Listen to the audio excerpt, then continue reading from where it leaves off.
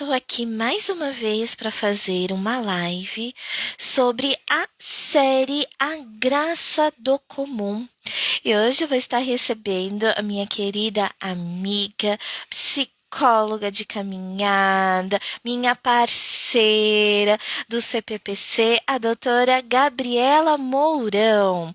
Enquanto a Gabi entra, eu quero compartilhar com vocês o livro de hoje. Desculpa, era para ter feito a chamada antes, mas aqui em São Paulo deu uma friaca que eu fiquei rouca, sem voz, que eu falei, meu Deus, será que eu vou precisar remarcar? Mas não consegui. Erich Fromm, na década de 80, escreveu esse livro aqui, A Revolução da Esperança. E eu queria destacar um parágrafo. Olha lá, década de 80. Apesar de existir uma desproporção trágica entre o intelecto e a emoção no momento atual, década de 80, da sociedade industrial, não se pode negar o fato de que a história do homem é uma história de percepção cada vez maior. Essa percepção se refere aos fatos da natureza exterior, bem o da sua própria natureza. O homem ainda está bem no começo desse processo de descoberta, e a questão crucial está em saber se o poder destrutivo que lhe foi dado pelo seu conhecimento atual lhe permitirá continuar ampliando esse conhecimento a um ponto hoje, década de 80, inimaginável, ou se ele se destruirá antes que possa elaborar uma imagem cada vez mais completa da realidade. E por isso eu recebo hoje a Gabriela, porque em pleno século XXI, 2026, nós temos nos questionado o quanto que nós deixamos de nos conhecer. E estamos sendo moldados por uma sociedade de likes, de comentários. Então, para responder as perguntas, quem decidiu que toda a vida precisa ser incrível, de likes, curtidas, instagramável? Quando o ordinário, o viver simples, o comum, virou sinônimo de fracasso? E o quanto as redes sociais estão interferindo nesse conhecimento do homem, como Erich Fromm disse, é a querida doutora Gabriela. Seja bem-vinda, Gabi! Deixa só a Gabi fazer o convite aqui para eu liberar o acesso. Enquanto isso, dou bom dia de São Paulo para a querida Inara, Michele querida, oi Gilda, bem-vindas. Deixa só chegar o aceite aqui da Gabi. Ana também, seja muito bem-vinda. Vou mandar uma mensagenzinha aqui.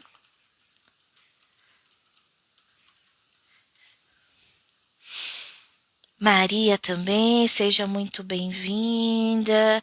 Essa é a minha quinta live, questionando, falando sobre a graça do comum.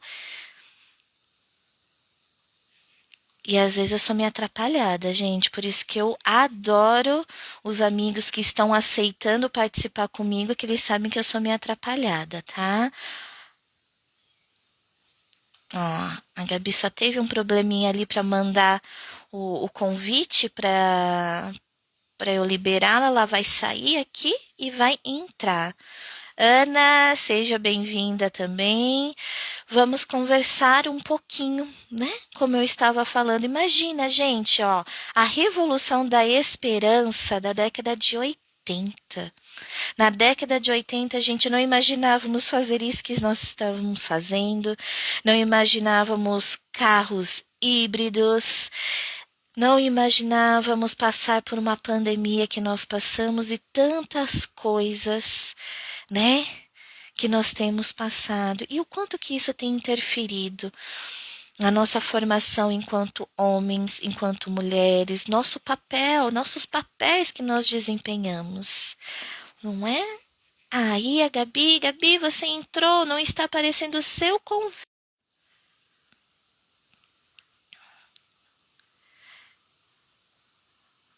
Gabi, tenta clicar em participar da live. Deve estar do ladinho, não é? Que aparece o participar da live, da participar da conversa.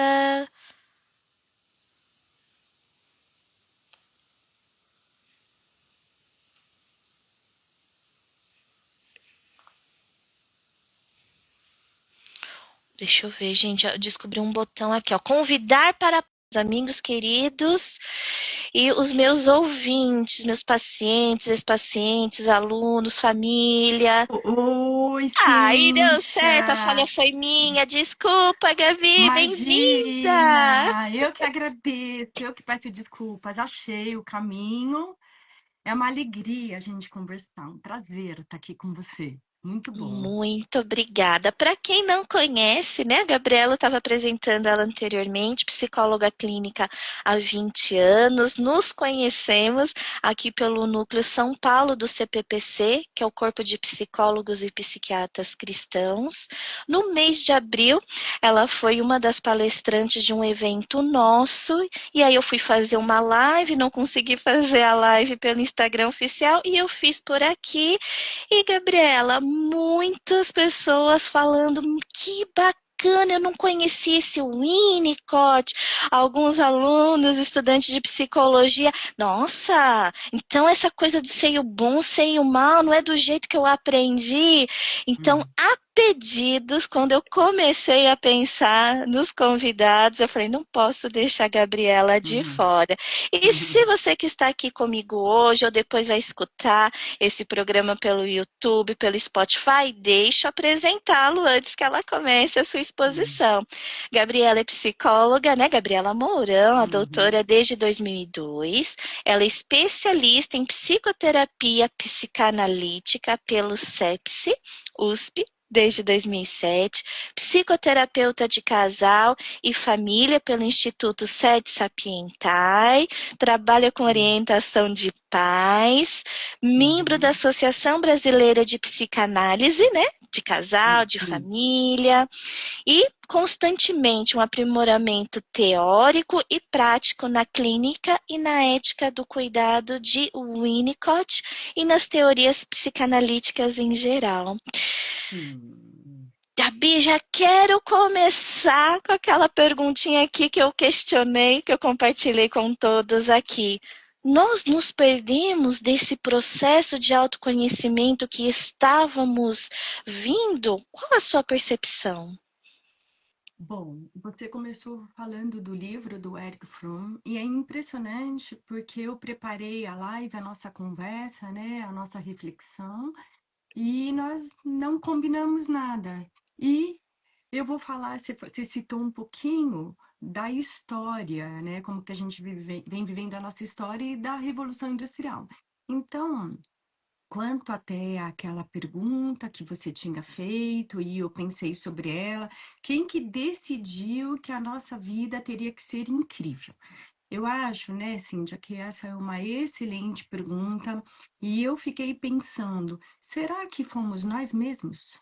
Nós, seres humanos, a nossa condição humana, nosso jeito de ser e estar no mundo, desde quando a gente chegou aqui, isso é uma longa história, mas o que eu queria contar um pouquinho para vocês é que essa história dos likes, da visibilidade, de engajamento, ela é muito anterior ao que está acontecendo agora. Então, eu vou contar uma historinha para vocês, né? Eu acho que, para começar, né, Cíntia, nada é fácil. Nenhuma resposta, ela é fechada. Aqui, a gente vai, a minha ideia, inclusive, né, é problematizar para a gente poder pensar juntos, né, construirmos juntos. Então, eu acho que ao longo da história da humanidade, muitos acontecimentos sociais, políticos, econômicos foram acontecendo bem antes da gente chegar, e um deles que eu queria partir é justamente a partir da Revolução Industrial, que você comentou agora na citação do livro, né? A Revolução Industrial, ela gerou impactos profundos, mudanças profundas na nossa economia. Começou na Inglaterra, na metade do século XVIII, né? Depois ela foi se expandindo e ela trouxe mudanças muito importantes no nosso jeito de viver aqui no mundo. Por exemplo, né, antes o trabalho que era feito de forma manual, que era feito de forma artesanal, ele foi substituído pelas máquinas. Além de ser substituído pelas máquinas, os empregadores contratavam o proletariado, os funcionários, e os salários eram muito baixos. E por que eu estou falando tudo isso, né? Porque tudo isso também mudou a forma das famílias se relacionarem, né? Foi causando mudanças significativas nos relacionamentos humanos e principalmente na relação entre pais e filhos. Tem até um livro muito interessante que eu vou mostrar para vocês. Olha, a relação pais e filhos hoje, que é de uma psicóloga, ela se chama Beatriz Misrahi. Ela escreveu, é fruto da tese dela de doutorado de 2004. Então, quer dizer, isso é bem antes até das redes sociais, né, tão onipresentes como hoje, e ela já vinha falando, né, na pesquisa dela, que as famílias, a partir desse modo de organização de trabalho, esse jeito de viver, já foi sofrendo profundas transformações, porque nós, enquanto sociedade, isso a gente está falando, então, lá atrás, como você está falando, estava trazendo na década de 70, 80, né? De uma forma geral, a gente passou a reverenciar as exigências de produção a qualquer custo, de produção, de performance, veja, já não é de hoje, né?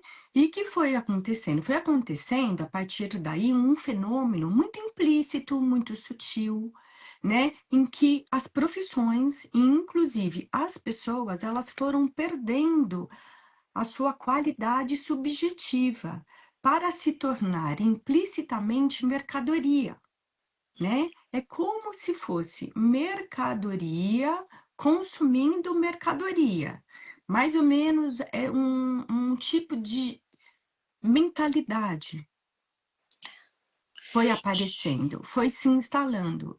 Só que essas leituras, esses fenômenos inconscientes e sociais, eles são muito difíceis de serem muitas vezes percebidos, interpretados, mas a partir daí, né, as famílias e os pais, eles foram perdendo lugar também nesse novo modo de vida, desculpa, de produção capitalista, com essas novas exigências de produção, de performance a qualquer custo.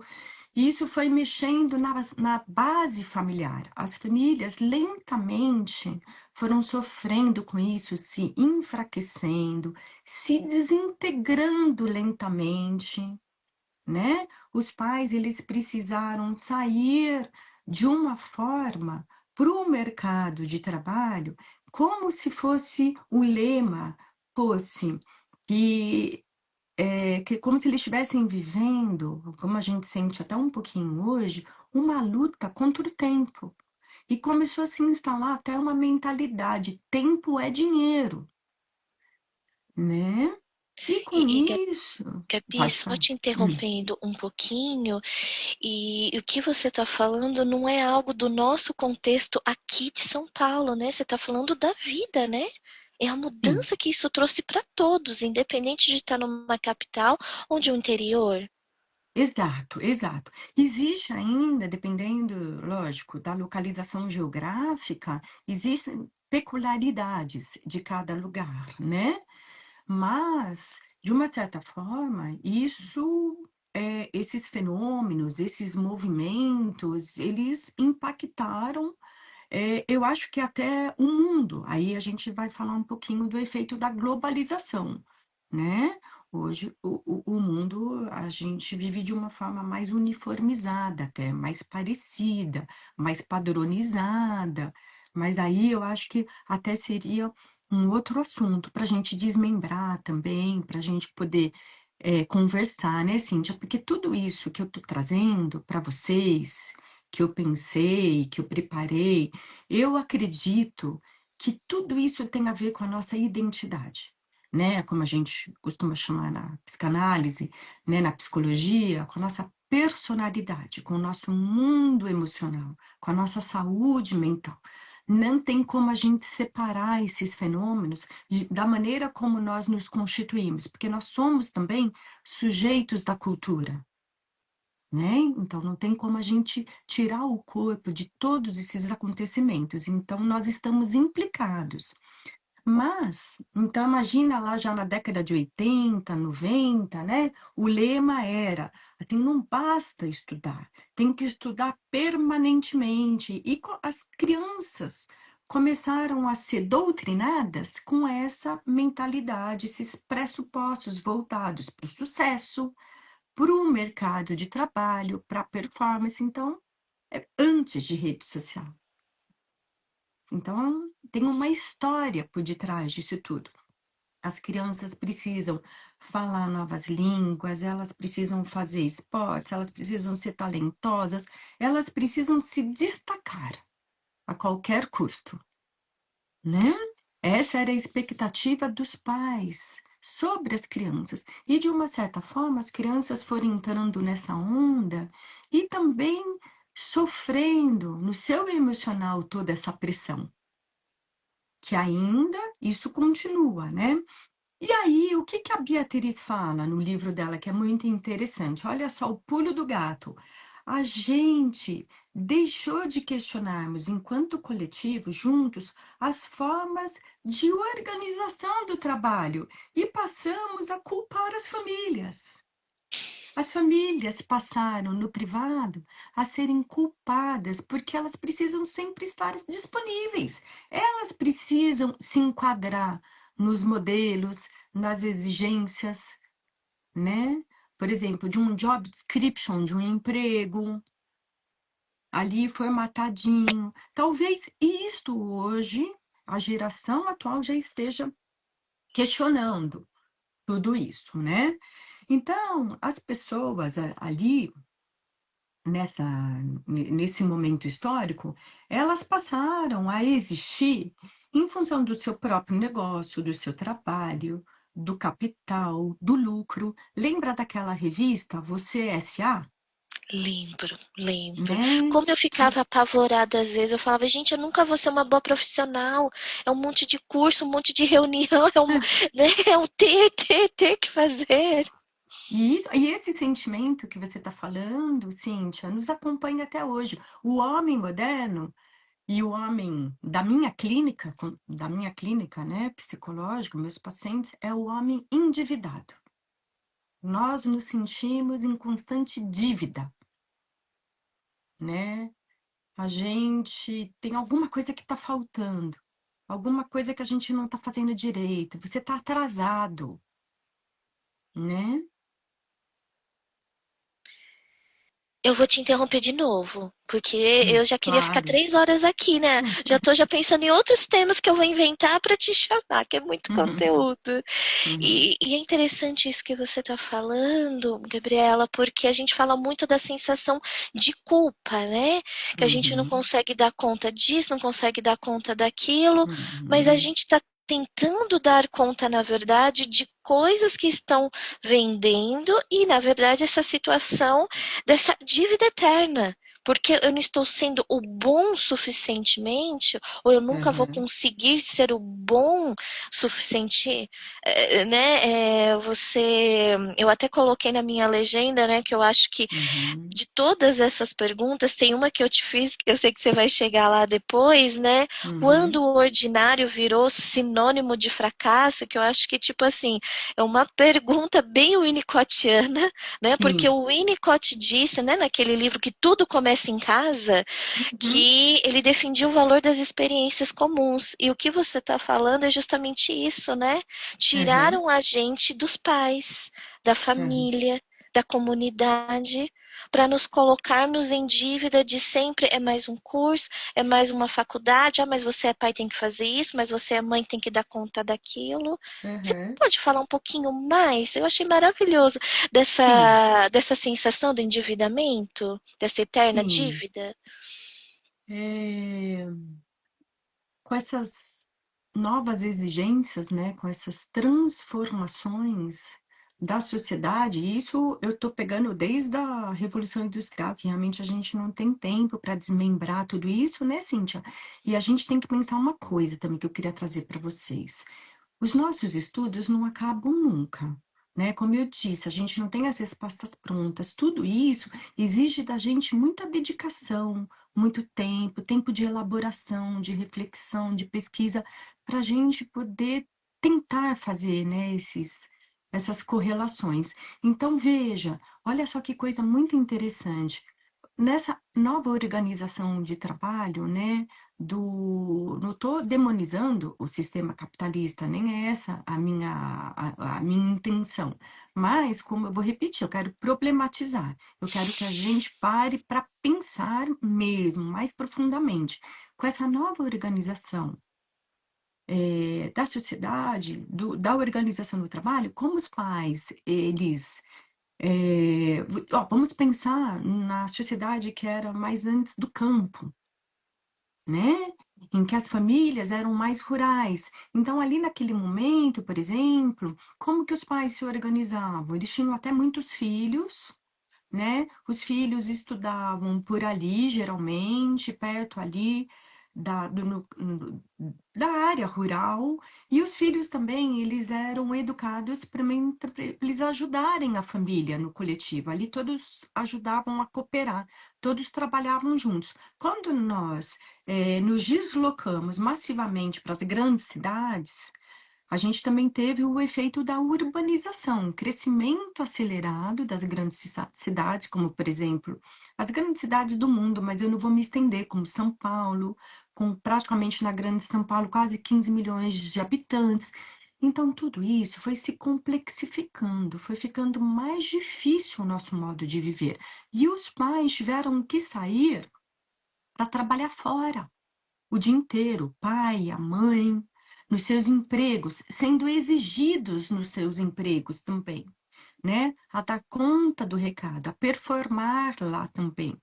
E com isso, os filhos ficaram mais suscetíveis, sem tanta presença de pai e mãe para serem acompanhados no seu crescimento físico, no seu crescimento psicológico, emocional, né? Os filhos foram terceirizados também, né? Se precisou contratar outras pessoas para ajudar a família. Então, vamos imaginar é, um dominó, um jogo de dominó, assim, sabe?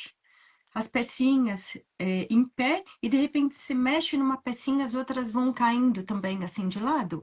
Foi impactando, foi afetando esse modo de se estruturar da família, né? Pode ter coisas positivas também, tem coisas negativas, mas eu acho que o que importa olhar para a gente é que nessa desintegração da família, como a Beatriz traz no livro dela, ela traz até uma pesquisa muito legal, eu recomendo para quem quiser se aprofundar mais e entender as famílias elas foram se desintegrando, se diluindo. Logo aqui, o que o Winnicott nos traz sobre a presença, né, a importância do ambiente, é um ambiente que tem uma presença de qualidade, e isso também, a partir de lá atrás, começou a se tornar um desafio também para as famílias. E é isso que você acabou de falar. A impressão a sensação que nós temos é que a gente tá endividado, que a gente não está dando conta do recado, que nunca está suficiente, né? E a conta Que não vai a, fechar, né? que a conta não vai fechar, que você está devendo alguma coisa, que você não está fazendo alguma coisa bem, que as coisas não estão andando bem, ou até, para ir mais longe, talvez às vezes até uma sensação de ameaça. Eu acompanho muitos pacientes que carregam essa sensação, do tipo, alguma coisa ruim pode acontecer a qualquer momento, né?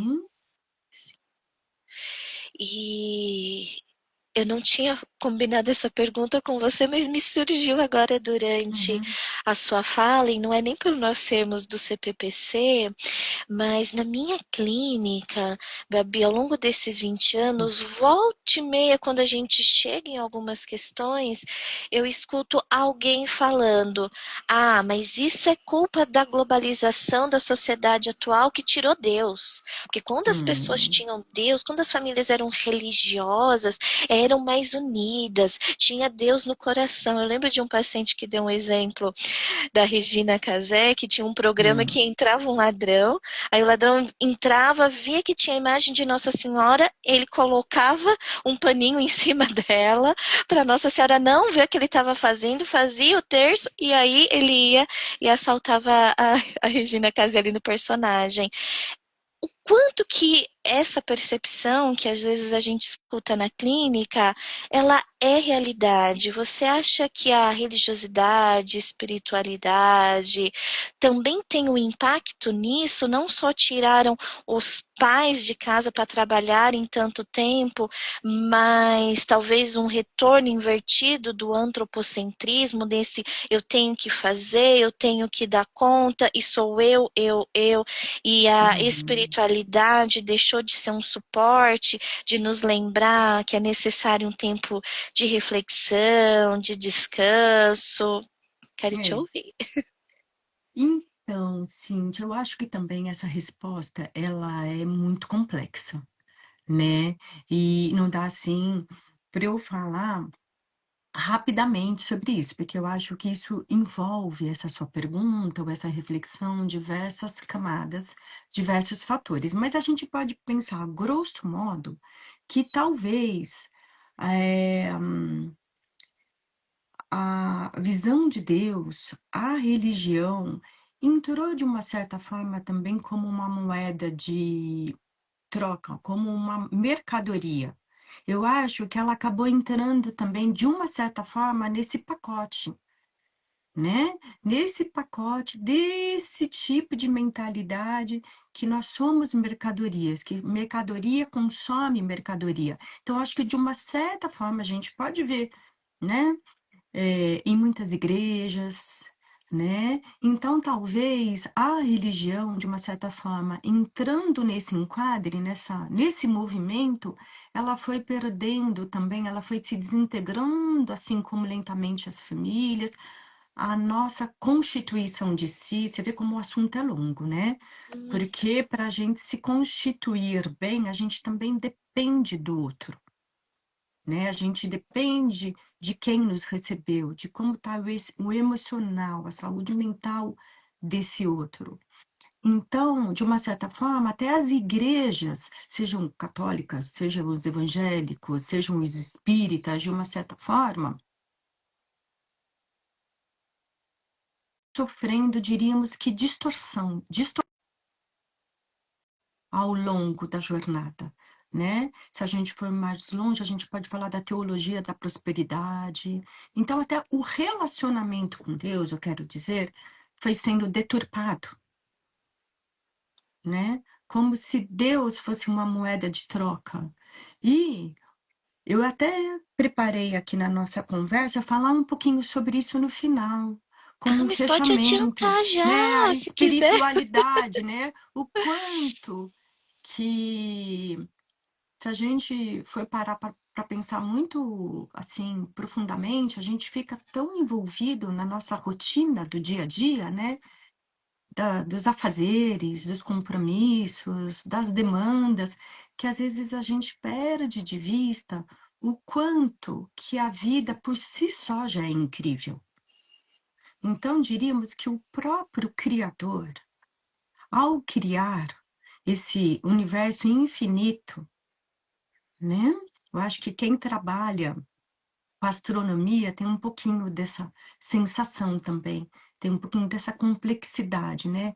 É tudo tão misterioso, tão bonito, tão infinito, que nesse modo de viver, de produção constante, de performance constante, que vai até fragilizando a nossa constituição psíquica, a gente acaba por perder de vista o quanto que a vida por si só é incrível. Eu estar aqui com você agora já é incrível.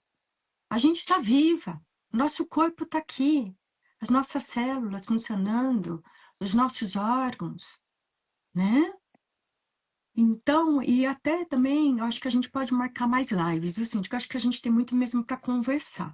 Mas o quanto que eu acho que a espiritualidade, quando não distorcida, né? Falando assim muito brevemente, ela leva a gente a mudar as lentes, né? Mudar as lentes e começar a ter o que a psicanálise chama, né, de posição depressiva. A posição depressiva, para a gente chegar nesse estágio, alcançar esse lugar, é quando praticamente as coisas correram melhores do que piores, né, na nossa constituição, e tanto a constituição pessoal quanto a interação com o ambiente, e a gente pôde chegar num lugar que a gente reconhece o outro, a gente passa a cair em si, a nos reconhecermos também nas nossas falhas, nos nossos erros, e também a reconhecer o outro. Então a gente passa a considerar, tem uma consideração. A consideração envolve respeito, envolve consideração, envolve você, uma preocupação em você não magoar, não ferir. Isso não é neurose. Isso não tem nada a ver com uma forma exagerada. É algo que vai fluindo, de forma que aquilo está mais constituído dentro do seu emocional, do seu psicológico. Então, respondendo a sua pergunta, eu acho que a espiritualidade saudável nos ajuda a chegar nesse lugar. E que talvez a gente foi perdendo também. E pela tua fala, a gente começou pelo From, né? A gente nem tinha Sim. combinado que a ideia é essa. Eu mandei umas 3 perguntas básicas ali para a gente ir conversando. Uhum. Não se trata então da gente evitar de viver a vida digital, né? A vida digital chegou graças a ela que nós estamos aqui, Sim, inclusive, sim. conversando, mas é entender que se lá atrás as curtidas eram os troféus, né, as medalhas de melhor aluno, da Olimpíada de Matemática, de Português, uma promoção no trabalho, ela continua com uma nova roupagem. Então, a pergunta que a gente deve fazer é como não se perder nisso. Porque Uhum. sempre vai estar havendo novos modelos, digamos assim, Gabriela. O ser Sim. humano, ele sempre vai achar um jeito de distorcer essa realidade? Então, eu vou responder essa pergunta também falando um pouquinho aqui do que eu preparei para a gente ir na nossa linha de raciocínio, para a gente não perder muito assim o fio da meada, porque eu também gostaria de trazer que esse paradigma, essa mentalidade também já é antes das redes sociais. E, novamente, a minha ideia não é demonizar nada, porque é como você bem disse, né? A gente, tudo tem um lado bom. E também tem um lado que diríamos que pode ser mais patológico e não saudável. Então, a gente problematizar significa a gente prevenir e tratar, né?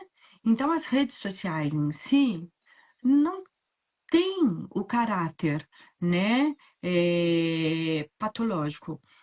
Talvez o que a gente pode pensar é a forma como nós manejamos, a forma como nós lidamos, e eu vou chegar lá, tá? Então, eu queria falar um pouquinho, então, que antes das redes sociais, a gente também teve uma época, né, vamos dizer, aí na década de 70, 80, que foi criando, que foi, desculpe, crescendo de forma onipresente, mais acirradamente, o papel da publicidade e propaganda.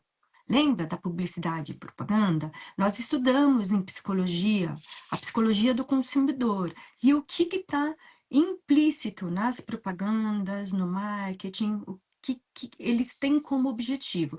Então, quer dizer, antigamente tinha os veículos de comunicação anteriores às mídias digitais, que predominantes, que começou com o rádio, com a televisão, lembra a televisão quando a gente era criança, as programações, os merchandisings nas novelas, as campanhas publicitárias e até a moda e passarela, eles tinham, talvez a gente pode problematizar, como objetivo mexer com a nossa cabeça, ditar regras, usos e costumes, né? Especialmente para os jovens que estavam em formação, o quanto que as referências que eles nos passavam, nós íamos também, de uma certa forma, incorporando.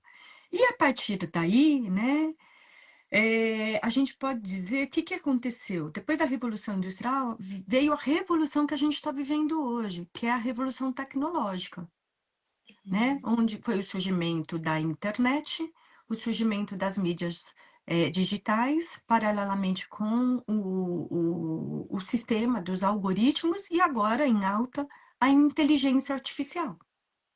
Então, o que está acontecendo, né? O filósofo que você também citou, o Byung-Chul Han, que a gente tanto gosta, né? Ele, no livro No Enxame, Perspectivas do Digital, ele já cita logo de cara no comecinho o McLuhan, que foi um teórico de mídias, e ele previu o surgimento da internet 30 anos antes da internet chegar para a gente. E o que, que ele disse com isso, Cíntia? Olha o que ele disse, coisa mais interessante, que essa técnica chegaria até nós, ela ficaria em meio a nós, ela nunca mais vai embora. E ela chegou de uma certa forma para nos desprogramar. Ela Uhum. causou uma mudança radical no nosso jeito de viver. E, inclusive, o jeito de viver, de ser, de pensar, que tudo isso a gente já está vendo acontecer, né? Então, talvez uma contribuição desse excesso, né, dessa vida que a gente vive hoje, audiovisual, de forma tão onipresente, tão marcante, que quem não está nesse modo de viver, às vezes se sente uma carta fora do baralho, um alienígena. Eu vejo isso na clínica também, né? É como se fosse um convite para a gente estar produzindo, para a gente ser influenciador, produzir conteúdo. E se você não produz também, vem a dinâmica da culpa, como se tivesse alguma coisa errada com você, você não fazer parte desse jogo, né?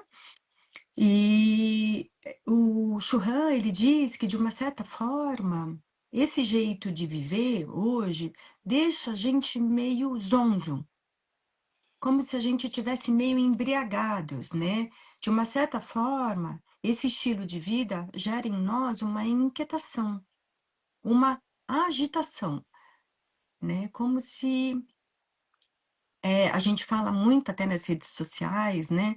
O quanto que a gente se sente muitas vezes fragmentados, estilhaçados.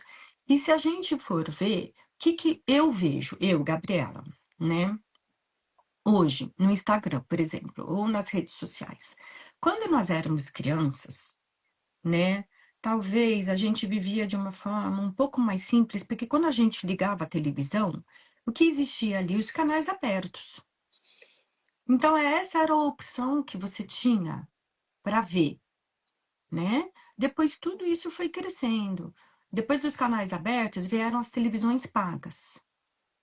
E agora, hoje, por exemplo, no Instagram ou na internet, cada um pode ter a sua própria conta. Então, diríamos que hoje nós temos, o mundo está conectado. Nós temos milhares, bilhões e milhões de canais, entre aspas, de televisão, né? Então, às vezes, se a gente pega o nosso celular, a gente pode rolar o feed infinitamente, porque realmente não tem fim, né? Então, eu acho que isso exige de nós, nos convoca para um lugar que você precisa estar mais inteiro com você, mais encontrado no seu eixo, para saber o que que você está vendo, o que que você está fazendo, o que você está escolhendo. Caso contrário, você se perde nesse novo mundo. Especialmente isso, talvez, para um adulto que se constituiu melhor, está mais ali encontrado consigo, não tanto perdido, talvez ele tenha talvez um domínio melhor, uma consciência melhor dessa dinâmica. Mas as crianças, os adolescentes, eles já estão mais vulneráveis, né, a seguirem essa nova lógica. Eu queria continuar te ouvindo um monte, assim, que você está trazendo pontos muito importantes. E na sua fala, Gabriela, você estava falando dos canais, né? Eu me lembrei do dia que eu fiquei chocada ao descobrir que a TV Colosso, e isso já adulta, tá? Com psicóloga ali já atendendo, que a TV Colosso não terminou porque o pessoal não queria pagar os direitos para os atores. Não, terminou porque entrou aquela nova regra de não ter, né, a veiculação de propagandas de brinquedos que era a característica. Por isso que os programas, né, de TV aberta tinham os programas que assistia o desenho e colocava propaganda de um brinquedo de consumo. Uhum, Quando eu descobri aquilo, eu falei, meu Deus, e você me fez lembrar disso, né? Essa sociedade do consumo, a gente vive nela, não dá para essa roda, ela não vai parar, não dá para falar, desce aí que eu quero parar, como aquela canção. Mas uhum, é nos questionarmos, né? uhum, O que uhum. nós vamos consumir? Exato, exato. E as mídias, tem um professor outro dia que eu vi, ele não chama as redes sociais de redes sociais, ele chama de mídias digitais, porque para ele isso daqui não é uma rede social que a gente vai trocando. Na verdade, as mídias digitais também, elas cresceram de forma assim abrupta a partir da pandemia, lucraram muito e continuam lucrando muito até hoje. Mas o preço a pagar da nossa parte é dar atenção, é estar aqui, né? Novamente, eu não quero demonizar. É por aqui que a gente se conhece, é por aqui que a gente troca, é por aqui que a gente leva com a intenção de levar conhecimento, né, de qualidade, levar um pouquinho da saúde mental, que antigamente a gente não teria como fazer isso. Como que a gente ia levar nosso programa para a televisão? Como que a gente ia publicar no jornal? Hoje a gente pode publicar. E tudo isso é maravilhoso. Tudo isso trouxe acesso, democratizou.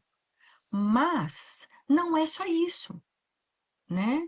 Tem várias facetas, diríamos. E uma das facetas que pode não ser saudável para o nosso psicológico é essa questão de as mídias digitais precisarem da nossa atenção. Até porque tem um tino comercial aqui também. Virou um lugar também de marketing. Virou um lugar comercial que cada um pode fazer, colocar, entre aspas, o seu portfólio para atrair clientes para si, né, de diferentes áreas. Novamente, a gente está falando daquela mentalidade que começou na Revolução Industrial, né? Mercadoria consome mercadoria, né? Tem um pouquinho desse tino. E olha que interessante o que Bin-Chul Han fala, né? Ele diz que hoje em dia a intimidade e as informações elas são expostas nas redes sociais de forma massiva, né? Hoje o privado virou público. Você pode colocar seus pensamentos, começar a conversar com as pessoas nos comentários, a se expor, né? Só que ele diz que o respeito é um valor, um princípio que exige uma certa distância. Se a gente não tem uma certa distância, a gente vai perdendo respeito. É muito doido isso. E, inclusive, tem um provérbio na Bíblia que eu amo, que diz assim, que está escrito lá em Provérbios, né? Não vá muito à casa do teu vizinho para que ele não te enfades de ti.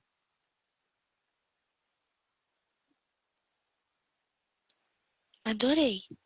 Eu vou ficar quietinha para não atrapalhar a tua linha de raciocínio. E a gente não se dá Pode conta, né? falar. É. Hoje, assim, a gente, quando eu morava no Rio, eu tinha um professor lá, o Marcos Komaru, que eu estudei Freud com ele, né, muito tempo, eu participava do Instituto Cultural Freud, um lugar maravilhoso, e ele normalmente ele comentava nas aulas. Hoje ninguém pega o telefone e liga para ninguém. Acabou isso, lembra? Quando eu era criança, eu ficava uma hora com as amigas no telefone fixo, antes de ser também o telefone sem fio e por aí vai, né? Mas hoje a gente manda mensagem, só que às vezes a gente perde até a referência, o critério de quando que a gente pode, porque a gente não bate mais a campainha na casa de alguém, né? A gente vai chegando sem pedir licença, sem hora marcada, vai mandando muitas mensagens, seja pelo WhatsApp, pelo Instagram. Então, às vezes, eu acho que é um pouquinho disso que o Luhmann previu lá, até 30 anos antes, né? Que isso mexeria com as nossas atitudes, com a nossa forma de pensar, de ser. Então, eu acho que às vezes a gente está perdendo um pouquinho essas referências, né? Do respeito, do bom senso. Às vezes, nos comentários, a gente vê as pessoas que nem se conhecem criticando umas às outras, sem respeito, ofendendo, né? Será que a pessoa faria isso olho no olho? Mas no comentário lá, a pessoa se sente na liberdade para agir dessa forma? Um empoderamento, né? A gente, né? Eu sou da linha cognitiva comportamental, né? Então, na nossa abordagem, a gente fala muito das crenças, né? Das crenças funcionais, crenças disfuncionais, a teoria dos esquemas, e a gente Uhum, fala que nós temos três vozes, né? A voz da experiência, a voz do amor próprio e a voz do autocuidado. Mas como a uhum, gente tem alimentado essas vozes? E uhum. acima do quê? Será que a nossa vida, Cíntia, está virando um reality show? Às vezes eu tenho essa impressão que as pessoas precisam todos os dias postar um pouquinho, né? Algumas mais, outras menos. Eu não estou igualando todas. Lógico que nós temos as nossas diferenças. Eu estou falando de uma inclinação, de uma tendência, um Uhum. movimento. Será que nós somos convidados a nos expormos assim? E se a gente não faz isso, a gente se sente mal? Mostrar todas as viagens, mostrar o que você come, mostrar foto dos filhos, da escola, né? Fazer todos os dias um pouquinho do Big Brother Brasil? Sim, sim, excelente provocação, excelente provocação.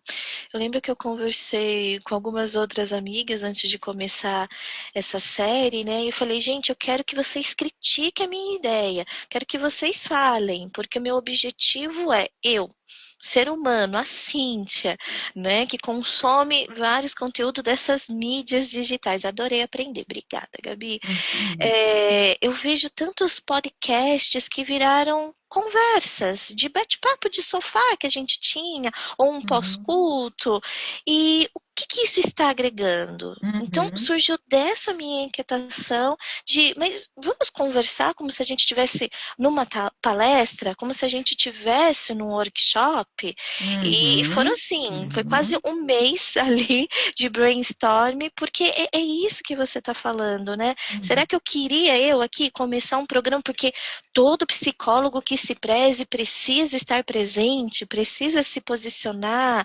E aí eu te sim. faço uma outra pergunta também não combinada, que você trouxe dessa questão ali que as pessoas podem participar, fazer comentários, o quanto que parece obrigatório você ter uma opinião formada sobre tudo, né?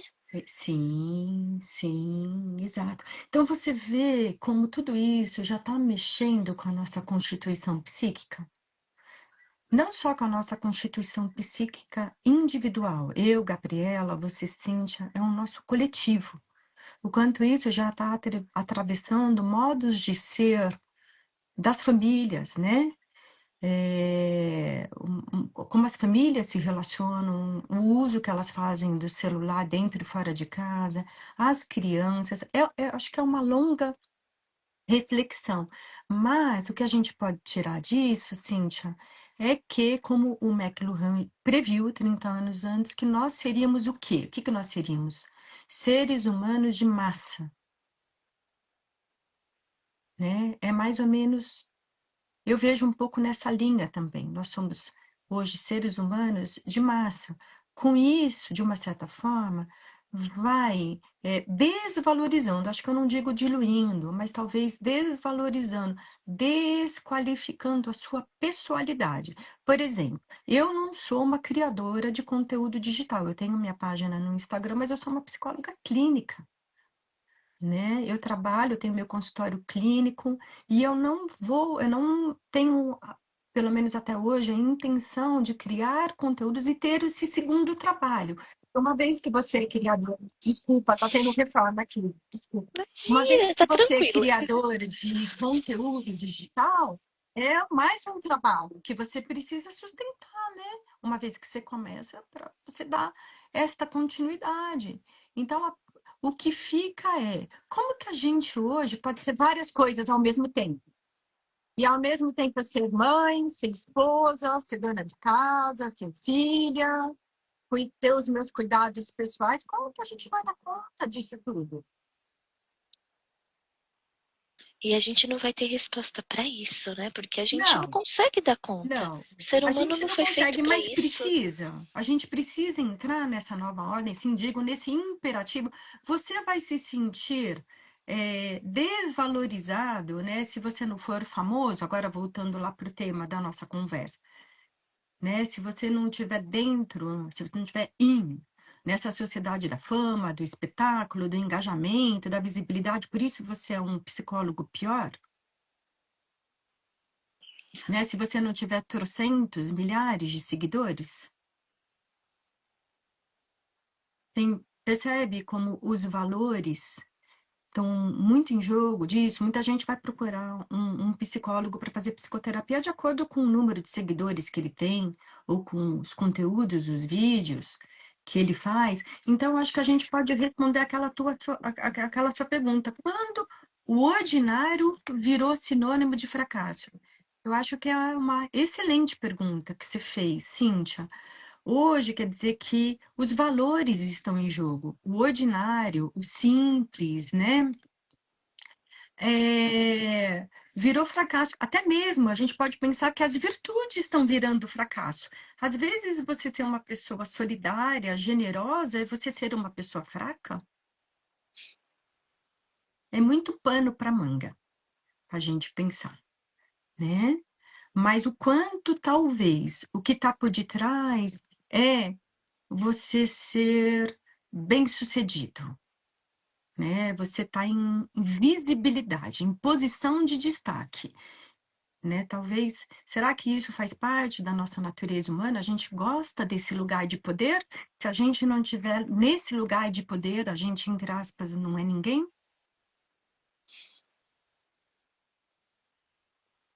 E o quanto que a nossa necessidade própria do nosso ego encontra um terreno fértil, né, para se superexpor na modalidade que a gente vive hoje. Uhum, uhum, Né? Se a gente sim. pensar, eu lembro, estudei no colégio Etapa, era competição o tempo todo, medalhas, troféus, e você não conseguia ali, vai lidar com a frustração, vida que segue. Hoje não, né? Hoje eu não fui convidado para estar num podcast, mas eu posso criar meu próprio podcast e convidar as pessoas. Parece que hoje a gente não tem limites, Hum, né? Porque a gente não pode fracassar. boa, Eu preciso ser boa. alguém. Isso, limites. Acho que você falou tudo, hein, Cíntia? Limites.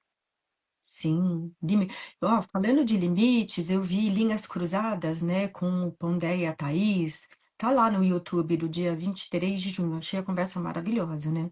Que eles estavam falando sobre isso, a falta de limites, o problema do excesso. Antes, o que nós vivíamos lá atrás, antigamente, que era escassez até de alimentos, hoje a gente tem tudo em excesso, em excesso.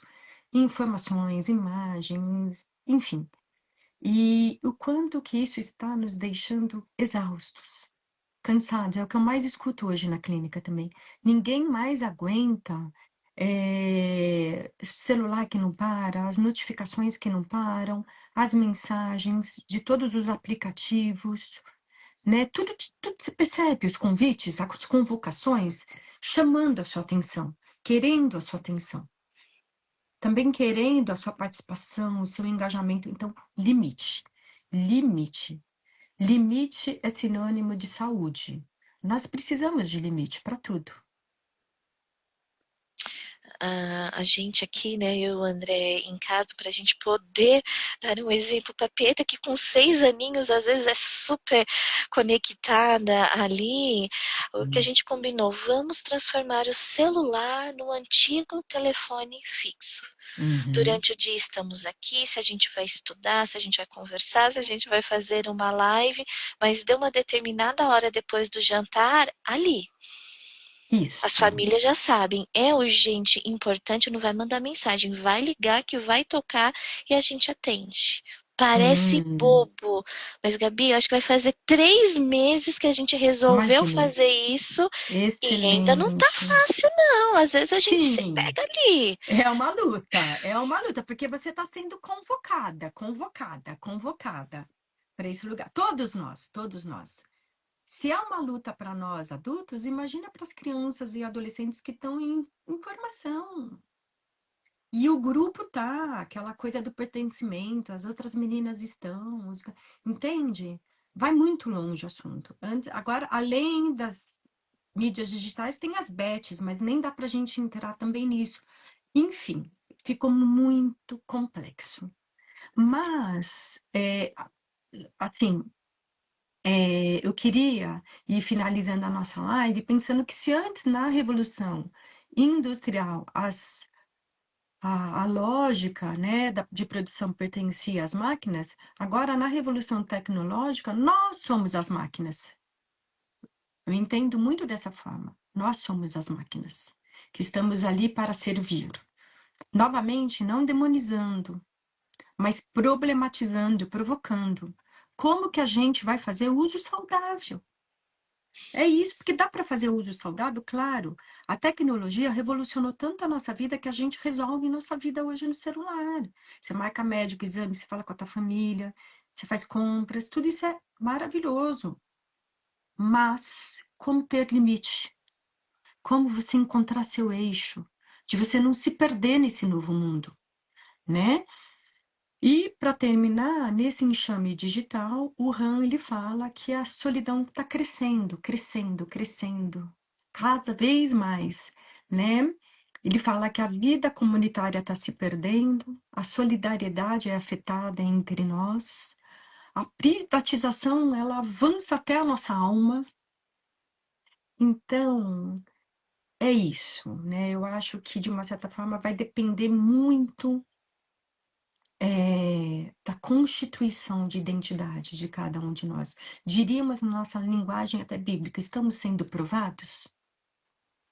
Como vamos lidar com essa provação, com essa tentação? E os pais vão ajudar os filhos a fazerem um bom uso, né? Um uso saudável de tudo isso? Será que os filhos, se eles não forem famosos, eles não têm o seu valor por si só, sua dignidade, sua importância? Precisa trabalhar muito com a cabecinha dos filhos. Fantástico. Que pena que o nosso tempo está É. acabando e muito obrigada por você ter preparado, né, para estar trazendo tanto conhecimento que a gente teria muito mais para falar sobre. Vocês viram, gente, eu me empolgo.